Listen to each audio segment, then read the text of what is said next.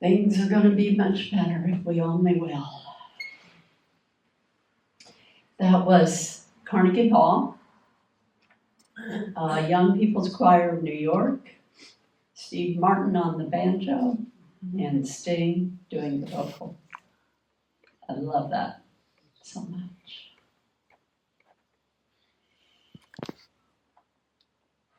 How's your vibration? How you doing these days? Are you showering yourself with love? First and foremost, take care of yourself. Always, always, always. I want to share with you a short reading by Reece. This is one of her quotes that I'm reading. I'm still focusing on Season for Nonviolence, the 64 days between the memorial deaths of Gandhi and Martin Luther King, January 30th to April 4th. I hope as you every now and then stop and remember to pay attention to where you are in your heart and how you're treating yourself, and then out onto the world as you love others within the world. Today is about coming home. If you ever feel lost, please remember that you can make a home within your own heart. You were never meant to find a permanent home in a temporary world. Other people were never meant to love you into a feeling of safety and security. You are here to make a home within your own heart. You are here to learn, not that you don't need connection, but that without being connected to yourself, nothing else is viable. Do I need to repeat that? Without first being connected to yourself, nothing else is viable. You are here not to burrow yourself into a life someone else built, but to find the courage to create your own. Your chest is where peace is, your heart is where love is, your mind is where inspiration is. The people who walk along with you on the journey are never to be taken for granted, but they are also never to be utilized for your own emotional labor. It is no one else's job to make us feel safe, to make us feel that all is well and right. Until you are at home in your own heart, you will never make peace in the world. This is because you will be constantly requiring things to be different than they are, constantly needing people to fulfill your own expectations of them, constantly needing to weave around your fears and your triggers. What you have to realize instead is that home is not an idea, it's not a place, it is a way of being. It's a way you show up to your life and make it your own. It's a way you find comfort in the contours of who you are, not who you might one day become, but who you are now. It's the way you seek presence in all things. Making a home within yourself is knowing you will always be okay, not because everything will go the way you planned, but because you will adapt even if it doesn't. Making a home within yourself is knowing that you will always move forward, not because it won't be hard to let go, but because you can do hard things. Making a home within yourself is knowing you will always return to peace, not because you will always be comfortable, but because you are willing to feel uncomfortable in order to have the life you have asked for. We are not alive to coast. We are not alive to seek safe spaces within the idea of another. We are here to realize that we are the source of our own existence, of all that we create, of all that we are.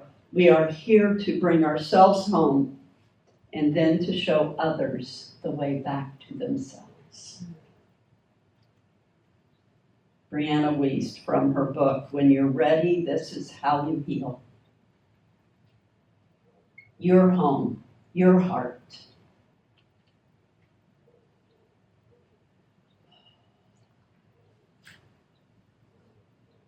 There is only one presence and one power in the universe and in your life, God the good. And you are one with that good. And so often I feel we forget that that is who we are. That we are divine and Christed beings, whole and complete, and in full autonomy of ourselves. We give ourselves away so much, so often, either in big chunks or little bites here and there. Call yourself home. Healer, heal thyself. From that place, we are prepared to be in the world and to be able to shine our light even more brightly for all of those around us. Realize that home is not an idea, it's a place. And it is your place, first and foremost.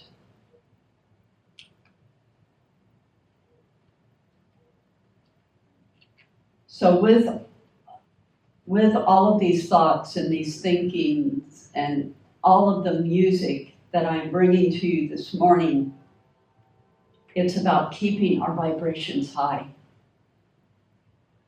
When we hold our vibrations high, we create more light. And isn't that what we want in the world? We want more light. We want more love. We want to cast out the shadows, whatever that may be, wherever they may be. And it's so easy to get tired. It's so easy to feel afraid. And we will. And we do. And yet, we cannot stay there. We cannot stay there. We know what it does. We know what it does to us. We know what it does to our bodies. We know what it does to our thinking. Pay attention to how much time you're just on the couch, not able to move. Turn off the news. Turn off your podcast. Get up and sing and dance. Go outside. We've got to work on keeping that vagus nerve within us healthy and vibrating at healthy levels. We've got to keep our heart space clear and open. And again, we will feel the world around us. We will see the world around us. And we acknowledge it.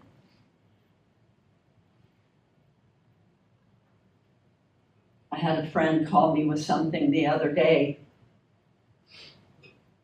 and she was so angry, reasonably so. And she said, and I can't stay here. I can't stay here. I have to go do what she was off and running to go do. And I said, okay, where are you right now? What's going on right in this moment? And she told me, and I said, okay, here I am. Yell at me. Just let it out. Just let it out. Give yourself permission. And she did. She wasn't yelling at me, of course. She knew that. I knew that. She had to get it out of her body. And even though she was doing that in her own being, in her own way, later she said, I don't know why it made a difference having somebody else there to witness that, but it did. And it does. I hope you all have your safe places where you can emote, because we've got to clear and cleanse. Dr. David Hawkins, some of you are familiar with his work from Power versus Force, the Hawkins scale. Over 20 years, Dr. Hawkins did muscle testing to calibrate the vibrations within our beings. And you can see here on this slide, the lower vibrations of pride, anger, desire, fear, grief, apathy, guilt, shame. So look at the vibrational rates for those. That is not healthy.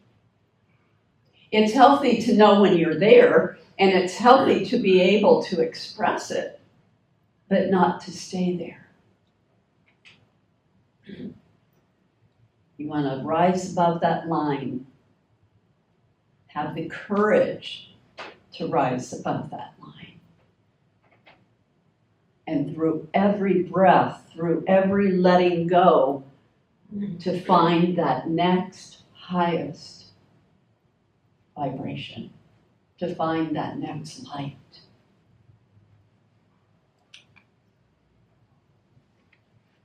Reverends Mary Alice and Richard Twyla, Unity Ministers, from their book, The Quest for Prayer. When someone is drowning in the water, it's easier to pull them out if we are in a boat floating on the water.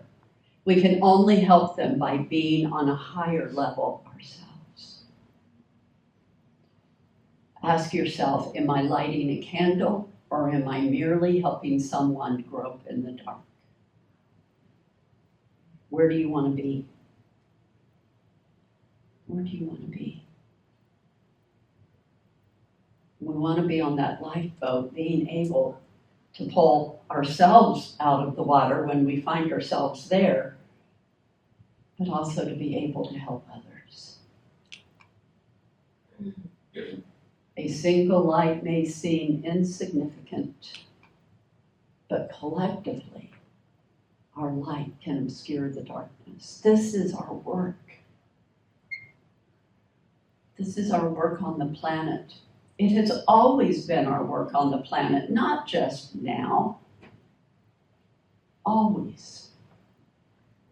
To come to this planet, to choose to be born at this time, and to choose love.